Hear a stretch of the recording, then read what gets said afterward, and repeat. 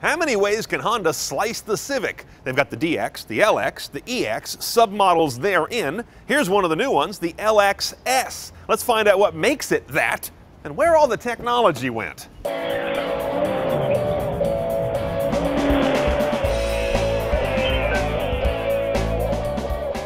Now again, since the LXS is basically an LX, which is one notch above the stripper DX, don't expect to be blown away by tech in this cabin. Let's go to the head unit. There it is, incredibly proprietary, so you better like it, because that's not all that easy to swap out with something else.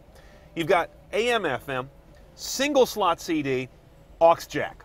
No HD radio is available, no Bluetooth on this car either. 4-speaker stereo system, 160 watts. But when you get a basic system like this, my first question is, it better sound good, and the aux jack better be friendly. Let me show you what I mean. First of all, it's kind of hard to show you in video, but the sound is good. It's quite good for a basic 4-speaker system that has no fancy branding on it. I was pleased. Aux jack. Sometimes you get into a car with an aux jack and the sensitivity is off. It either needs too much volume to be loud, too much volume out of your portable, or you can distort it. I've seen cars go both ways. Let's check this one out. So I'm gonna get the volume up here to, I don't know, 13, 14, and then I'm gonna turn on my MP3 player.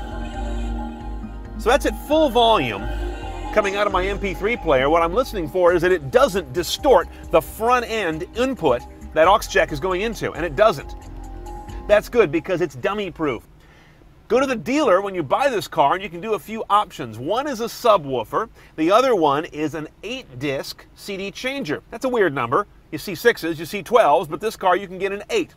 Now other parts that make an LXS are sport bits. First of all, these seats, it looks like they're taken out of a Civic Si, more or less. They're kind of grippy. They got this mouse fur over this webbing material for a grittier look. Perforated leather wheel, 16-inch alloy wheels, not wheel covers, little spoiler in the back. This transmission is not one of those cues. It's the optional automatic.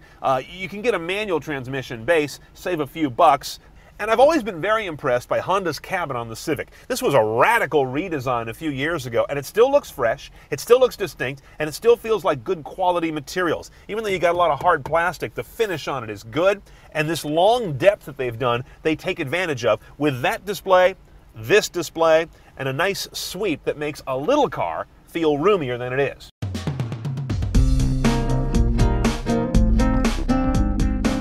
The garden variety 1.8-liter Honda 4 is smooth as it should be, but its 140 horses seem a little muted.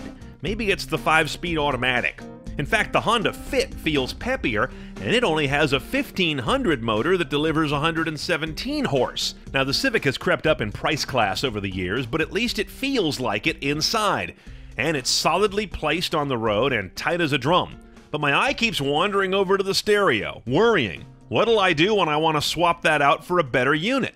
The dash kits are easy to find, but an aftermarket rig really mars the stylized look of the dash.